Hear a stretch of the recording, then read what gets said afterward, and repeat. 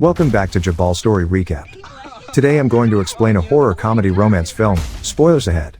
Watch out and take care. Mara Carlisle, a senior, attends her pre-calculus class on a typical school day in Covington High School. She drops her pencil, and as she picks it up, something explodes. Blood is spattered all around the room. The rest of the class end up in a state of shock after realizing that their classmate, Caitlin, has exploded. Her seat is drenched in blood and her remains. Mara stares at what used to be Caitlin's seat, her mind grasping at what just happened while the rest of her classmates rush outside. Even though Caitlin was sweet and airy, she used to be the Dalton twins' #1 customer. The twins, Joe and Jenna, are also infamous for being the top dealers in school. If a student's looking for a high, they go to the twins. Mara meets up with her best friend, Tess McNulty, outside the school. Tess is shocked by the situation as Mara tells her that Caitlin exploded like a balloon. Tess notices Mara's shoes drenched in their schoolmates' blood. Investigators arrive at the scene and gather Caitlin's remaining stuff. They conclude that she was not a bomber because no weapons were found. While at the location, the investigators find nothing but a bloodbath. They are surprised to see the whole classroom covered with Caitlin's blood as they retrieve more evidence. After the unprecedented event, Mara and her classmates are brought to the police station. They are interrogated about the incident and asked if they noticed anything suspicious beforehand. The students' clothes are confiscated while they shower and change into sweatsuits. They gather in a small room in silence until Mara snickers. The rest of the students shoot her judging looks while the others talk about what happened. Several conspiracies come up, and Mara tells them that it might happen again. This chilling thought sparks fear and controversy. The police finally release the kids so they could reunite with their family. Mara's parents pick her up from the station and embrace her, feeling glad that she's safe. The ride home is quiet. She is not prepared to talk about it at all. Her parents express their concern, thinking that it might be a shooter. Still, she dismisses the idea and excuses herself to her room. Once settled, she receives a text message from an unknown number. The text says, "Hey, just wanted to say that I've had a crush on you for 2 years." Mara is uninterested, but she replies anyway. She exchanges texts with her secret admirer, which helps take her mind off the dreadful event. The following day, the school holds a memorial for Caitlin before her funeral. At the incident, neighbors and friends gather to bid goodbye for the last time. Caitlin's father sadly removes a sticker from their family car. The sight of it puts Mara in a depressive state, so she turns to the Dalton twins in chase of a high. Tess is entirely against this idea and tries her best to stop Mara but to no avail. The twins recommend a substance, which Mara purchases. Mara pours her purchase in a cup and drinks it at the local diner while Tess accompanies her just in case something happens. They talk about their lives and how they've been best friends since elementary school and have been inseparable since then. Their ultimate life plan is to purchase a beach house and grow old together. As they give a toast to Caitlin, Mara drinks from the cup and starts to get phased. Moments later, Dylan Hovmeyer, their quiet classmate who used to be a transferee, approaches their table. Mara and Tess take time to decide whether or not he can sit with them. Dylan eventually takes a seat, and the three of them talk about the funeral and try to make light of the situation. Mara directly asks Dylan why he came over. She instantly realizes that he is the unknown number she has been exchanging messages with. He confesses that he has a crush on her. Mara gets excited and is caught off guard. She asks him why he confessed all of a sudden. Dylan tells her that the incident reminded him that life's too short, and he wants to live while he can before it happens all over again. At this point, Mara feels like throwing up because of what she drank. She lets Dylan accompany her to the bathroom. After getting the substance out of her system, Mara looks hazily at Dylan. She initially laughs it off, but he stays with her throughout it. Dylan asks her to homecoming, and Mara thinks of why she should say no but is too intoxicated to decide. During Halloween, students dress up in costumes of characters of their choice. Mara and Dylan meet up with each other. That day, she makes him tell her the story of how he fell in love with her.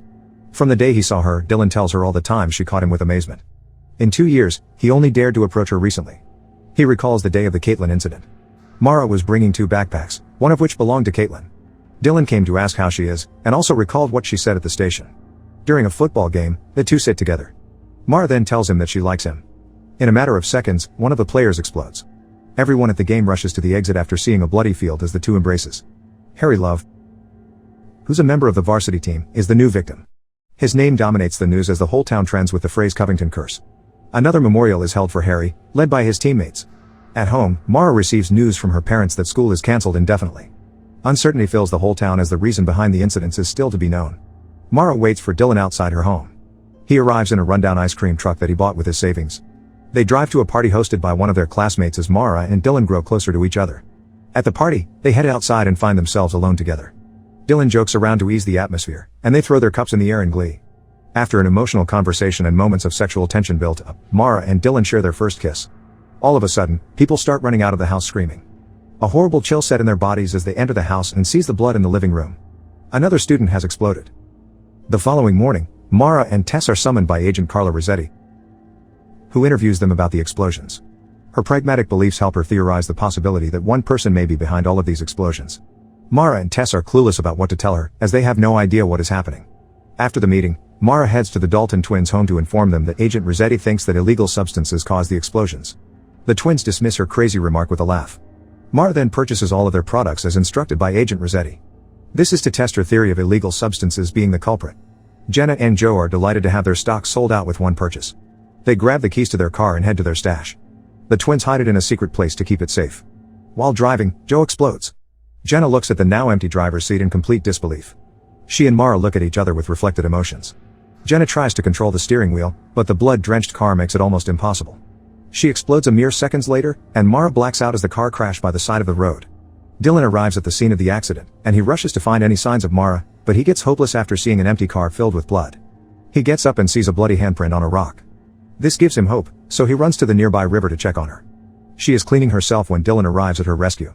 Mara is shattered after witnessing the literally bloody accident. Dylan has extra clothes for her. In a matter of seconds, men in hazmat suits arrive in the woods. They take both of them away to be quarantined in a medical facility. As Mara gains consciousness, Dr. Rolanda assures her that she will help her. She tries to lift herself up, but her body is covered with tubes as she is examined. Mara sees Dylan right beside her in the same situation. They both reach for each other's hands in between the plastic covers. That night, Dylan confirms to Mara that the doctors are indeed doing tests on them. He also tells her that the whole class is in the same facility. They move their beds closer to each other, and Dylan romantically asks Mara if she could be his girlfriend, to which she says yes. The following day, the series of tests begin. The government is behind it to create a cure that would keep their blood inside their bodies. They have one-by-one sessions with Dr. Rolanda, who interviews and monitors the class. Although they are locked up, they are still provided comfort. They are even given a common room and time for recreational activities. They talk about trying to break out, but Harper, one of their classmates, says that he is having a great time. He adds that in the tent, they are assured that they are healthy. A government official shows them a presentation about the search for the cure. Mara questions their methods and is unconvinced about their way of trying to help them. The man gets taken aback by their behavior. Harper backs Mara's claims and says that politicians are useless. As they cheer, Harper explodes. Because of this, the kids remain at the facility while their families wait outside.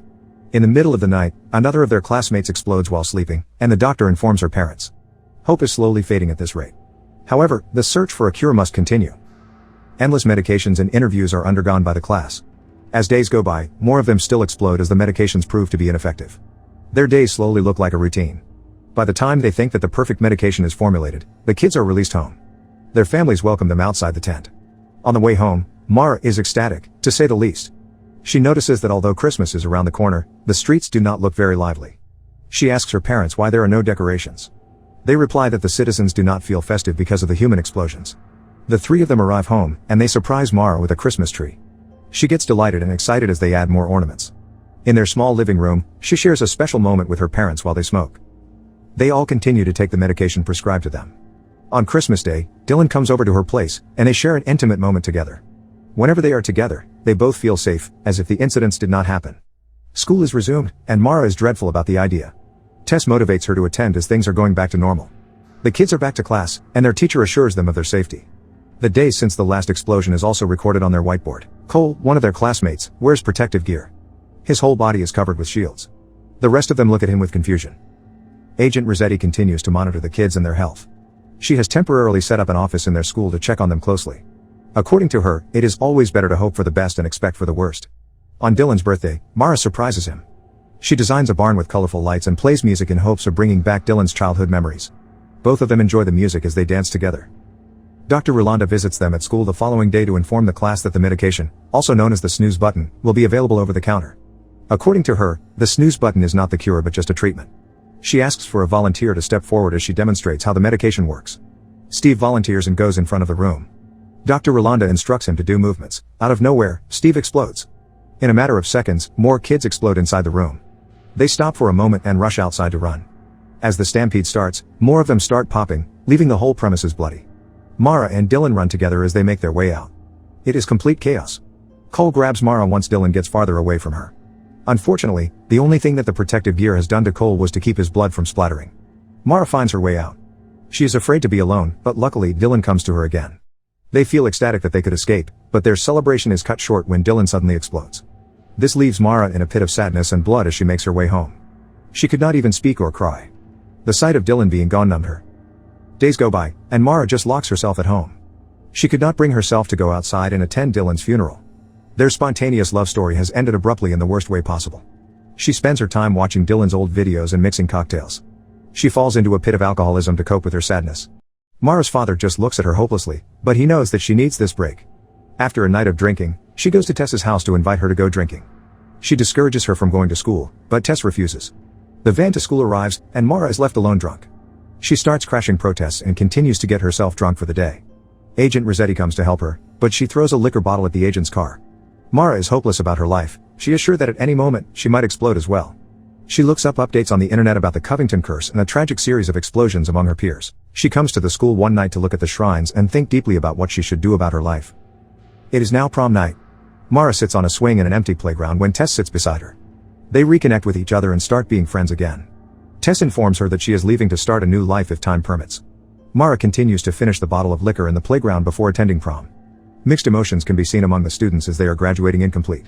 As it is also a graduation event, they receive their diplomas. Mara takes the stage and talks about how it is her fault that the explosions took place. She says that she is the reason why it happened. But everyone moves on, as they know she is drunk. Another student says that it is her fault, and the rest of them say the same thing. Mara walks on the streets faced. She ends up in the cemetery to visit Dylan's grave.